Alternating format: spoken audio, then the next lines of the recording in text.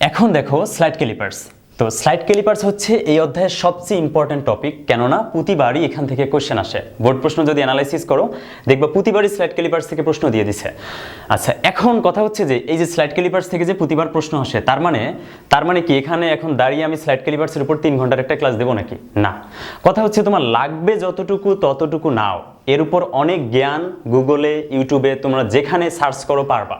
মানে অনেক জ্ঞান, যদি বেশি বেশি জ্ঞান অর্জন করতে চাও গুগলে লিখে স্লাইড ক্যালিপার্স লিখে সার্চ করো, একদম আদ্যপান্ত চলে আসবে। বিজ্ঞানীরা হচ্ছে বুঝায় তোমাকে দিবে সুন্দর মতো যে স্লাইড ক্যালিপার্স কে আবিষ্কার করছে, কত সালে আবিষ্কার হয়েছে, কেন আবিষ্কার হচ্ছে, কোন প্রেক্ষাপটে আবিষ্কার হয়েছে এবং এটার ইমপ্রুভমেন্ট কোন কোন বিজ্ঞানী করছে, তারপরে হচ্ছে এটা দিয়ে কি কি করা হয়, আবার কোথায় কোথায় কাজে লাগানোর সম্ভাবনা ভবিষ্যতে তৈরি হবে, অনেক কিছু জ্ঞান পাবা। ঠিক আছে, এত জ্ঞান আমি এখানে দিব না যেটা লাগবে না, কথা বুঝছো? আমরা কি করব, আমরা বোর্ড স্ট্যান্ডার্ড পড়াশোনা করব, যা লাগবে তাই। আচ্ছা, এখন দেখো এইটা দ্বারা যদি আমি ম্যাথ সলিউশন করতে চাই এই স্লাইড ক্যালিপার্স দ্বারা, তাহলে আমার একটা ফর্মুলা লাগে। সেই ফর্মুলাটার সম্পর্কে শুধুমাত্র আমরা শিখব যে এখানে প্যারামিটারগুলো কি কি এবং এটা দিয়ে কিভাবে গাণিতিক সমস্যাগুলো সলভ করা যায়। দেখো, যদি আমরা এই স্লাইড ক্যালিপার্স দ্বারা দৈর্ঘ্য পরিমাপ করি তাহলে নিচের চোয়াল ব্যবহার করব, আর যদি ব্যাস পরিমাপ করি উপরের চোয়াল ব্যবহার করব। তো দৈর্ঘ্য পরিমাপের সূত্র হচ্ছে L length is equal M plus V into VC minus plus minus E. এটা হচ্ছে দৈর্ঘ্য পরিমাপের সূত্র। আবার এটা দ্বারা আমি ব্যাসও পরিমাপ করতে পারি, তার সূত্র হচ্ছে M plus V into VC minus plus minus E. এটা করতে পারি। এই দুইটা ফর্মুলা, জাস্ট আমরা এই ফর্মুলা দুইটা খুব ভালো মতো শিখবো, যেটা শিখলে আমি সবগুলো প্রশ্নের অ্যান্সার খুব ভালো মতো দিতে পারবো। ঠিক আছে, দেখো তাহলে এখন দেখবো এটা কোনটা দ্বারা কি বোঝায় এবং ম্যাথ কিভাবে সলিউশন করব। এল মানে হচ্ছে দৈর্ঘ্য, যে দৈর্ঘ্যটা আমি এই স্লাইড ক্যালিপার্স দ্বারা পরিমাপ করছি। আচ্ছা, এখন কেন স্লাইড ক্যালিপার্স ব্যবহার করে দৈর্ঘ্য পরিমাপ করতেছি? কারণ আমরা যে সেন্টিমিটার স্কেলগুলো ব্যবহার করি সেই সেন্টিমিটার স্কেলের যে ক্ষুদ্রতম এক ভাগ সেটা হচ্ছে 1 মিলিমিটার। অর্থাৎ দেখবা যে একটা সেন্টিমিটার স্কেল হচ্ছে এরকম। এই যে দেখো, এটা হচ্ছে 0 নম্বর দাগ, 1 2 3 4 5 6 7 8 9 10। এই 10 ঘর পর দেখবা 1 লেখা থাকে সেন্টিমিটার স্কেলগুলো, অর্থাৎ যে স্কেলগুলো ব্যবহার করে তোমরা মার্জিন করো। ঠিক আছে, তাহলে এই যে 0 থেকে 1 পর্যন্ত এই পরিমাপটা কত? 1 সেন্টিমিটার। এই 1 সেন্টিমিটারের মাঝখানে কয়টা ঘর আছে? 10 ঘর আছে। গুনে দেখবা 10 ঘর আছে, তার মানে 1 সেন্টিমিটার সমান 10 ঘর। এবং আমরা জানি যে 1 সেন্টিমিটার সমান কত মিলিমিটার? 10 মিলিমিটার। তাহলে 1 সেন্টিমিটারের পরিবর্তে 10 মিলিমিটার লেখা যায়। আর এখানে কয় ঘর আছে? 10 ঘর। তাহলে 10 ঘর যদি 10 মিলিমিটার হয়, এক ঘর কয় মিলিমিটার? 1 মিলিমিটার। তার মানে আমরা যে প্রধান স্কেল ব্যবহার করি সেই প্রধান স্কেল বা রৈখিক স্কেল বা সেন্টিমিটার স্কেল যাই বলো, সেই স্কেলের ক্ষুদ্রতম এক ভাগের মান হচ্ছে 1 মিলিমিটার করে। কত মিলিমিটার? 1 মিলিমিটার। এখন তুমি একটা বস্তু পরিমাপ করবা যেটার দৈর্ঘ্য হচ্ছে 0.45968 মিলিমিটার। এখন আমাকে বলো তো এটা কি পরিমাপ করা সম্ভব সাধারণ স্কেল দিয়ে? সাধারণ স্কেলের ক্ষুদ্রতম এক ভাগই হচ্ছে 1 মিলিমিটার। তাহলে 1 মিলিমিটারের চেয়ে কম কোনো পরিমাপ এই সাধারণ স্কেল দিয়ে পরিমাপ করা সম্ভব নয়। এই কারণে আমরা এই স্কেলগুলো ব্যবহার করি, অর্থাৎ এই কারণে আমরা স্লাইড ক্যালিপার্স ব্যবহার করি, যাতে পরিমাপটা সূক্ষ্ম নিতে পারি। ঠিক আছে, এটাই হচ্ছে কারণ কেন আমরা এই যন্ত্রটা ব্যবহার করি। আচ্ছা, এখন দেখো তাহলে দৈর্ঘ্য পরিমাপ করতে পারি এবং ব্যাস পরিমাপ করতে পারি। এখন এই ডাটাগুলো দেখো কোনটা দ্বারা কি বোঝায়। আচ্ছা, এখানে তার আগে ছোট্ট একটা কথা, সেটা হচ্ছে এই স্কেলের এই যে ডান চোয়াল, এই ডান চোয়ালে আছে ভার্নিয়ার স্কেল দাগাঙ্কিত, এই যে নীল লেখাগুলো ভার্নিয়ার স্কেল। ঠিক আছে, আচ্ছা আমি একটু তোমাদের জুম করে দিই বোঝার সুবিধার্থে।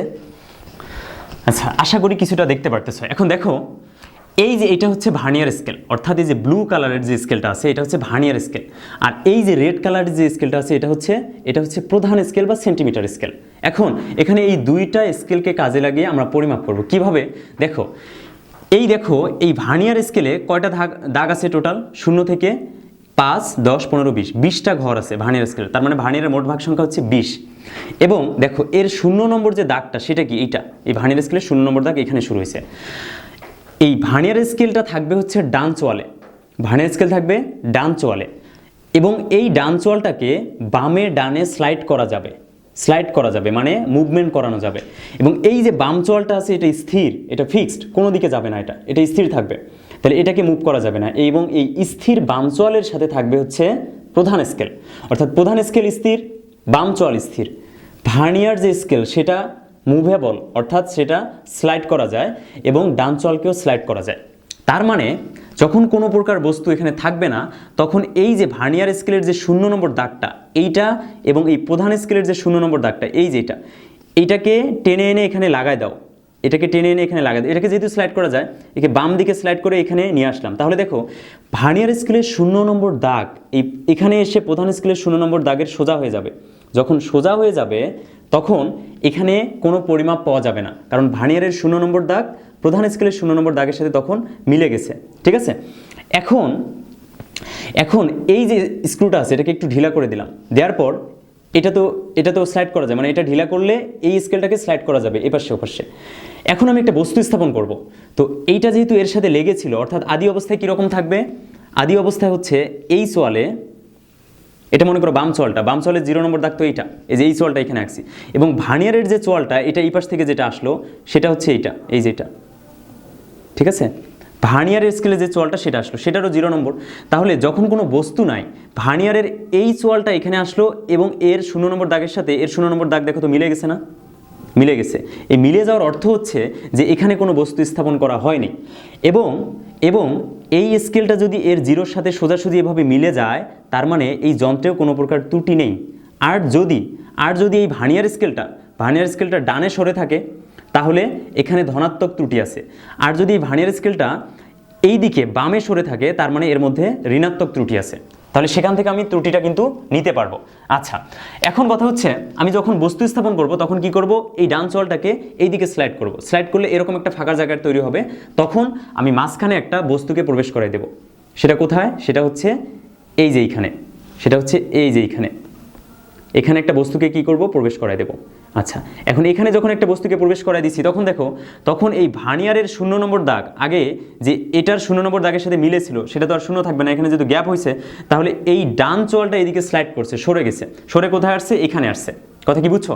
তাহলে এটা আগে এখানে ছিল, বস্তু স্থাপন করার পর এটা সরে আসলো। এখন এখান থেকে আমি পরিমাপটা নিব যে আসলে যে বস্তুটাকে এখানে প্রবেশ করালাম সেই বস্তুটার দৈর্ঘ্য কত, যেহেতু দৈর্ঘ্য বরাবর প্রবেশ করেছি। বোঝা গেল? এটা যদি বোঝা যায় তাহলে খেয়াল করো, এখন এই যে মনে করো বস্তুটা, তাহলে বস্তু স্থাপনের পর দেখো 0 নম্বর দাগের সাথে প্রধান স্কেলের কোন দাগটা মিলছে দেখো তো, বা কোন দাগটা খুব কাছাকাছি। তাহলে এই ভার্নিয়ার স্কেলের যে 0 নম্বর দাগ বস্তু স্থাপনের পর সেটা হয়ে গেছে দেখো প্রধান স্কেলের 5 ঘর, মানে 1 পর্যন্ত তো 5 ঘর, সরি 10 পর 1 লেখা থাকবে। হ্যাঁ, এটা একটু ভুল আছে এখানে, অর্থাৎ 10 ঘর পর 1 লেখা থাকবে। ঠিক আছে, 10 ঘর পর 1 2 এভাবে লেখা থাকবে, 10 ঘর পর প্রধান স্কেলের। কারণ 10 ঘর মানে কি? 10 ঘর মানে 1 সেন্টিমিটার, আর এটা যেহেতু সেন্টিমিটার স্কেল, 10 ঘর পর 1 লেখা থাকবে।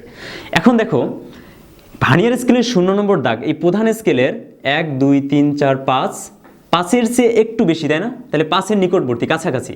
তার মানে এই ভার্নিয়ার স্কেলের 0 নম্বর দাগটা এই প্রধান স্কেলের 5 নম্বর দাগের কাছাকাছি। যেহেতু 5 নম্বর দাগের কাছাকাছি, তার মানে এখানে প্রধান স্কেল কত পার্ট দিতেছে? প্রধান স্কেল পার্ট দিতেছে 5। প্রধান স্কেল কি পার্ট দিতেছে? 5 দিতেছে। এবং 1 ঘর যেহেতু 1 মিলিমিটার, তার মানে এখানে 5 ঘর সমান 5 মিলিমিটার। বোঝা গেল? অর্থাৎ বস্তু স্থাপনের পর ভার্নিয়ারের 0 নম্বর দাগটা প্রধান স্কেলের যে দাগের কাছাকাছি থাকবে সেটা হবে প্রধান স্কেলের পার্ট, মানে এম এর মান, এই যে এম এর মান। ঠিক আছে, প্রধান স্কেলের পার্ট এম এর মান। এরপরে হচ্ছে ভি ছিল, আরেকটা ছিল কি? ভি মানে ভার্নিয়ার সমপতন। আমি সংজ্ঞাগুলো লিখে দিব, তারপর একটু আগে বুঝে নাও। ভার্নিয়ার সমপতন হচ্ছে বস্তু স্থাপনের পর এই ভার্নিয়ার স্কেলের যত নম্বর দাগটি প্রধান স্কেলের যে কোনো দাগের সাথে মিলে যায়। আমরা বিবেচনা করব ভার্নিয়ারের কত নম্বর দাগ মিলে যায়। ঠিক আছে, ভার্নিয়ারের কত নম্বর দাগ মিলে যায় প্রধান স্কেলের যে কোনো দাগের সাথে, তাহলে সেটাকে বলবো ভার্নিয়ার সমপতন। এখন এখানে যদি খুঁজি আমরা, তাহলে দেখব যে এই যে দাগটা, অর্থাৎ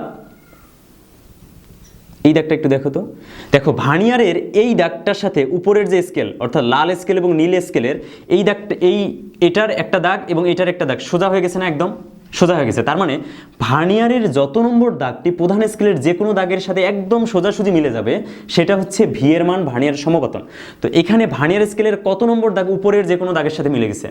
এখন এখানে একটা কথা, সেটা হচ্ছে উপরের কত নম্বর দাগের সাথে মিলছে সেটা ম্যাটার না, ম্যাটার হচ্ছে ভার্নিয়ারের কত নম্বর দাগ উপরের দাগের সাথে মিলে গেছে।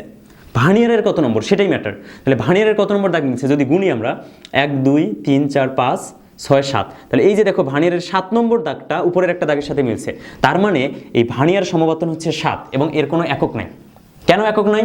কারণ এই যে 7 নিছি, কার ঘর নিছি? ভার্নিয়ার স্কেলের ঘর। আর ভার্নিয়ার স্কেলের যে এক ঘরের মান সেটা আসলে সেটার কোনো একক নাই, সেটা মিলিমিটারেও না, সেন্টিমিটারেও না, কোনো মিটারেই না, ঠিক আছে? কিন্তু যদি বলে দেওয়া থাকে তাহলে আমরা ওই হিসাবে মানটা নিব, ঠিক আছে? এই জন্য ভার্নিয়ার সমপতনের কোনো একক নেই। বুঝছো কথাটা? তাহলে প্রধান স্কেলের পার্ট কি বুঝছো? প্রধান স্কেলের পার্ট হচ্ছে বস্তু স্থাপনের পর ভার্নিয়ারের 0 নম্বর দাগটা প্রধান স্কেলের যে দাগের কাছাকাছি হবে সেটা হচ্ছে প্রধান স্কেলের পার্ট। আর ভার্নিয়ার সমপতন হচ্ছে বস্তু স্থাপনের পর ভার্নিয়ারের যত নম্বর দাগটা প্রধান স্কেলের যে কোনো দাগের সাথে একদম সোজাসুজি হবে, ভার্নিয়ারের তত নম্বর দাগ হচ্ছে ভার্নিয়ার সমপতন ভি এর মান। ওকে, এখন আরেকটা কনসেপ্ট আছে ভিসি। এখন ভিসি বের করার জন্য আমি এখানে যে সংজ্ঞাটা লিখবো এবং সূত্র লিখবো সেটা দেখলেই তোমরা বুঝতে পারবা যে আসলে ভার্নিয়ার ধ্রুবকটা কি। তাহলেই আমরা কি করতে পারবো, এই ম্যাথগুলো সলিউশন করতে পারবো। আরেকটা কথা বলছি, ত্রুটির কথা। ত্রুটি কি? সাধারণত কি হওয়ার কথা, মনে করো এখানে বস্তু নাই, তাহলে এই সোয়ালটা এই সোয়ালের সাথে লেগে থাকার কথা, অর্থাৎ 0 0 সাথে লেগে থাকার কথা। এখন এই 0 এই 0 সাথে যদি লেগে না থাকে, যখন বস্তু নাই, তখন কি বোঝা যাচ্ছে এটার মধ্যে ত্রুটি আছে, মানে কি ভুল আছে, এই যন্ত্রটার মধ্যে যান্ত্রিক ত্রুটি আছে। যদি ডান চোয়াল ডানে সরে থাকে, অর্থাৎ ডানে যদি সরে থাকে তাহলে পজিটিভ, আর ডান চোয়াল যদি বামে সরে থাকে তাহলে নেগেটিভ। এইটুকু মনে রাখবা, ডান চোয়াল ডানে সরলে পজিটিভ, বামে সরলে নেগেটিভ। এটা আমি লিখিয়ে দিই এখানে, হ্যাঁ? ডানে কি বলতো? পজিটিভ ত্রুটি, ডানে পজিটিভ ত্রুটি। আর বামে কি? বামে হচ্ছে নেগেটিভ ত্রুটি, বামে নেগেটিভ ত্রুটি। ঠিক আছে, এখন আমি তোমাদের সব কিছুকে সুন্দর মতো গোছায়ে এখানে লিখে দিব, তোমরা উঠাই নিবা। ঠিক আছে, আশা করি তাহলেই বুঝতে পারবা সব কিছু। আচ্ছা, এখন দেখো যে আমরা সংজ্ঞা যেহেতু আমরা এখান থেকে বুঝলাম যে প্রধান স্কেলের পার্ট কিভাবে নিতে হয় এবং ভার্নিয়ার সমপাতনটা কি, সেটা আমি এখানে লিখে ফেললাম। সেটা কি দেখো, এম হচ্ছে মেইন স্কেল রিডিং বা প্রধান স্কেলের পার্ট, এবং প্রধান স্কেলের পার্ট হচ্ছে বস্তু স্থাপনের পর ভার্নিয়ার স্কেলের 0 দাগ প্রধান স্কেলের যে মানের বা দাগের নিকটবর্তী হয় সেটাকে আমরা প্রধান স্কেলের পার্ট বলি এবং সেটাকে এম দ্বারা প্রকাশ করা হয়। তাহলে এম আমরা বুঝে গেলাম, এরপর লাগবে কি আমাদের ভি। ভি মানে কি? ভার্নিয়ার কোইফিশিয়েন্ট বা ভার্নিয়ার সমপাতন। ভার্নিয়ার সমপাতন কি আমরা দেখলাম, যেটা যে ভার্নিয়ার স্কেলের যত নম্বর দাগটি প্রধান স্কেলের যে কোনো দাগের সাথে মিলে যায়। ভার্নিয়ার সমপাতন হলো বা ভার্নিয়ার কোএফিসিয়েন্ট হলো বস্তু স্থাপনের পর ভার্নিয়ারের যত নম্বর দাগ প্রধান স্কেলের কোনো দাগের সাথে মিলে যায় তাকে বলবো ভার্নিয়ার সমপাতন। একটা বিষয় মাথায় রাখবা, প্রধান স্কেলের পার্ট নিচ্ছি কিন্তু যে ভার্নিয়ারের 0 দাগ প্রধান স্কেলের যে মানের সাথে মিলে যায়, মানে প্রধান স্কেলের যে দাগের সাথে মিলে যাবে। প্রধান স্কেলের পার্টের ক্ষেত্রে প্রধান স্কেলের পার্টকে আমি গুরুত্ব দেব, এবং ভার্নিয়ার সমপাতন নির্ণয়ের ক্ষেত্রে দেখো আমি লিখছি ভার্নিয়ারের যত নম্বর দাগ, তার মানে কি ভার্নিয়ারের সমপাতনের ক্ষেত্রে ভার্নিয়ারের দাগ সংখ্যাকে প্রায়োরিটি দেব। ঠিক আছে, আচ্ছা এরপর হচ্ছে ত্রুটি। ত্রুটিটা কি? যদি বস্তু না থাকে তাহলে এর 0 নম্বর দাগ এর 0 নম্বর দাগের সাথে মিলে যাওয়ার কথা, যদি আমি চাপ দেই, যদি না মিলে যায় তার মানে ত্রুটি আছে। যদি দেখা যায় ভার্নিয়ার স্কেলটা একটু ডানে সরে থাকে তার মানে কি পজিটিভ, আর যদি বামে সরে থাকে তার মানে মানটা কি নেগেটিভ। আচ্ছা, এটা কি বুঝছো কিনা? এইটুকু বুঝছো। এখন লাগবে কি? ভার্নিয়ার কনস্ট্যান্ট লাগবে। ভার্নিয়ার ধ্রুবকটা কি? ভার্নিয়ার ধ্রুবক হচ্ছে, দেখো এই যে প্রধান স্কেলের ক্ষুদ্রতম এক ভাগগুলো কত করে? 1 মিলিমিটার করে, তাই না? 1 মিলিমিটার করে প্রধান স্কেলের ক্ষুদ্রতম এক ভাগ 1 মিলিমিটার করে, এবং ভার্নিয়ারের যে ক্ষুদ্রতম ভাগগুলো সেগুলো এই 1 মিলিমিটারের চেয়ে কম হয়, কিছুটা কম হয়, এই 0.05 0.045 এরকম একটু কম হয়, ছোট ছোট হয়। ভার্নিয়ারের ক্ষুদ্রতম ভাগগুলো প্রধান স্কেলের ক্ষুদ্রতম ভাগের চেয়ে কি হয়? ছোট ছোট হয়। এখন আমরা যদি ভার্নিয়ার ধ্রুবক নির্ণয় করি, ভার্নিয়ার ধ্রুবকটা হচ্ছে এই প্রধান স্কেলের ক্ষুদ্রতম এক ভাগের চেয়ে ভার্নিয়ার স্কেলের ক্ষুদ্রতম এক ভাগ যতটুকু ছোট তাকে বলবো আমরা ভার্নিয়ার ধ্রুবক। যদি কখনো পরীক্ষা আসে, পরীক্ষাটা অসংখ্যবার আসছে, আরও আসবে সামনে ইনশাল্লাহ। তো ভার্নিয়ার ধ্রুবকের যদি সংজ্ঞা চায় তাহলে তোমরা লিখবা যে প্রধান স্কেলের ক্ষুদ্রতম এক ভাগের চেয়ে ভার্নিয়ার স্কেলের ক্ষুদ্রতম এক ভাগ যতটুকু ছোট ওই পরিমাপটুকুকে বলবো ভার্নিয়ার কনস্ট্যান্ট। মানে হচ্ছে প্রধান স্কেলের ক্ষুদ্রতম এক ভাগ তো 1 মিলিমিটার, এটা আমরা জানি। এখন ভার্নিয়ার স্কেলের ক্ষুদ্রতম এক ভাগ মনে করো 0.95 মিলিমিটার, এটা আমি ধরে নিলাম, এটা দেওয়া থাকবে। ঠিক আছে, অথবা ভার্নিয়ার ধ্রুবকই অনেক সময় দেওয়া থাকে। তাহলে যদি প্রধান স্কেলের ক্ষুদ্রতম এক ভাগ 1 মিলিমিটার হয়, ভার্নিয়ার স্কেলের ক্ষুদ্রতম এক ভাগ 0.95 মিলিমিটার হয়, তাহলে এই দুইটার যে বিয়োগফল, তার মানে কতটুকু ছোট সেটা বের করার জন্য বিয়োগ করতে হবে, সেটা কত? 0.05 মিলিমিটার। কথা বোঝা গেল? অর্থাৎ এই যে 1 মিলিমিটারের চেয়ে ভার্নিয়ারের 1 ভাগ, এটাও প্রধান স্কেলের ক্ষুদ্রতম 1 ভাগ, এটা ভার্নিয়ার স্কেলের ক্ষুদ্রতম 1 ভাগ। তাহলে প্রধান স্কেলের ক্ষুদ্রতম 1 ভাগের চেয়ে ভার্নিয়ার স্কেলের ক্ষুদ্রতম 1 ভাগ কতটুকু ছোট, এটার জানার জন্য কি করব, বিয়োগ করব। বিয়োগ করার পর যে মানটা পাবো সেটাই হবে ভার্নিয়ার ধ্রুবক। অর্থাৎ সংজ্ঞা হচ্ছে ভার্নিয়ার ধ্রুবক হচ্ছে, দেখো যদি আমি লিখি ভার্নিয়ার ধ্রুবকের সংজ্ঞাটা, ভার্নিয়ার ধ্রুবক, ভার্নিয়ার কি ধ্রুবক, তাহলে এটাকে ভিসি দ্বারা প্রকাশ করব। ভার্নিয়ার ধ্রুবক হচ্ছে প্রধান স্কেলের ক্ষুদ্রতম 1 ভাগের চেয়ে, প্রধান স্কেলের ক্ষুদ্রতম 1 ভাগ অপেক্ষা বা 1 ভাগের চেয়ে ক্ষুদ্রতম 1 ভাগ অপেক্ষা ভার্নিয়ারের ক্ষুদ্রতম 1 ভাগ যতটুকু ছোট, ভার্নিয়ার স্কেলের ক্ষুদ্রতম 1 ভাগ যতটুকু ছোট, যতটুকু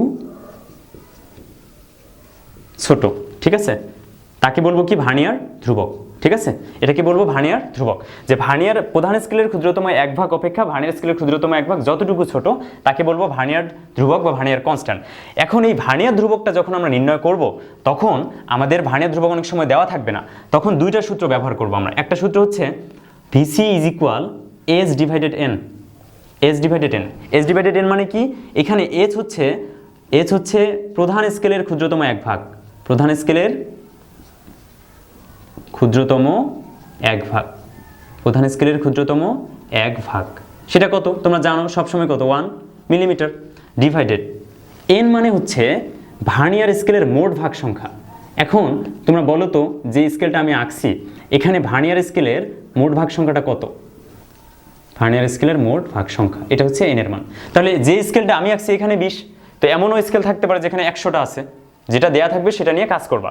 তাহলে যদি প্রধান স্কেলের ক্ষুদ্রতম 1 ভাগ এটা দেওয়া থাকে তাও 1 মিলিমিটার, যদি দেওয়া না থাকে তাও 1 মিলিমিটার, অর্থাৎ ভার্নিয়ার কনস্ট্যান্ট বের করব প্রধান স্কেলের ক্ষুদ্রতম 1 ভাগ ডিভাইডেড ভার্নিয়ার স্কেলের মোট ভাগ সংখ্যা, ভার্নিয়ার স্কেলের মোট ভাগ সংখ্যা যা তাই বসাই দিব এখানে।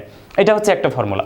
আরেকটা ফর্মুলা কি, সেটা হচ্ছে দেখো আমরা এখানে পড়লাম কিন্তু যে প্রধান স্কেলের ক্ষুদ্রতম 1 ভাগ থেকে ভার্নিয়ারের 1 ভাগ বাদ দিয়ে কিন্তু আমরা কি করছি, ভার্নিয়ার ধ্রুবক বের করছি। তাহলে এই সংজ্ঞা থেকে একটা সূত্র আমরা দিতে পারি, সেটা হচ্ছে ভার্নিয়ার কনস্ট্যান্ট সমান এস মানে প্রধান স্কেলের ক্ষুদ্রতম 1 ভাগ 1 millimetre minus V prime. V prime মানে কি, এই ভি প্রাইম হচ্ছে ভার্নিয়ার স্কেলের ক্ষুদ্রতম 1 ভাগ, এই যে এস মানে প্রধান স্কেলের ক্ষুদ্রতম 1 ভাগ, প্রধান স্কেলের ক্ষুদ্রতম 1 ভাগ, ক্ষুদ্রতম 1 ভাগ, আর ভি প্রাইম মানে হচ্ছে ভার্নিয়ার স্কেলের ক্ষুদ্রতম 1 ভাগ, ভার্নিয়ার স্কেলের ক্ষুদ্রতম 1 ভাগ, 1 ভাগ। কথা কি বোঝা গেল? তাহলে এই দুইটা ফর্মুলা দিয়ে আমরা ভার্নিয়ার ধ্রুবক বের করব। ওকে, আর ভার্নিয়ার ধ্রুবকের সংজ্ঞা পেয়ে গেলাম। এখন কথা হচ্ছে যদি যেটুক বেসিক তোমাদের এখানে বুঝাইলাম এইটুক বেসিক যদি তুমি বুঝো, না বুঝার এখানে কিছু দেখি না, ঠিক আছে, তুমি এই ভিডিওটা আবার পজ করে আবার প্রথম থেকে দেখতে পারো, ঠিক আছে, আবার প্রথম থেকে দেখতে পারো। তাহলে কি হবে, যেখানে যেখানে ত্রুটি আছে বা তোমার সন্দেহ আছে, আমি একটু জোরে পড়িয়ে ফেলছি হয়তো বা, ঠিক আছে, তাহলে সেই সন্দেহগুলো দূর হয়ে যাবে। এবং দেখো এই যেটা তোমরা দেখতে পারতেছো না, এই স্ক্রিনশটটা যদি রাখো, তোমাদের বিগত বছরে যত বোর্ডে যত প্রশ্ন আসছে স্লাইড ক্যালিপার্স থেকে, এই ইনফরমেশনটুকু দিয়েই তুমি সকল ম্যাথ সলিউশন করতে পারবা। এর বাইরে কোনো ইনফরমেশন তোমার লাগবে না, শুধু এইটুকু মুখস্থ করে রাখো। এবং এরপরে তোমরা একটা কাজ করতে পারো, এটা যাচাই করার জন্য আমার এই এসএসসি ফিজিক্সের বোর্ড সলিউশনের যে প্লেলিস্ট আছে, এই প্লেলিস্টে গেলে তোমার নিচের দিকে দেখবা লেখা আছে যে SSC physics chapter 1 board solution. সেই চ্যাপ্টার 1-এর যতগুলো বোর্ড আমি সলিউশন করে দিছি, এখন তুমি এইটুক মুখস্থ করার পর ওই বোর্ডের ম্যাথগুলো সলিউশন করবা, দেখবা প্রত্যেকটা ম্যাথ তুমি ধরতে পারতেছো এবং বুঝতে পারতেছো, ঠিক আছে। আচ্ছা, আমরা এরপরে পড়বো হচ্ছে স্ক্রু গেজ সম্পর্কে।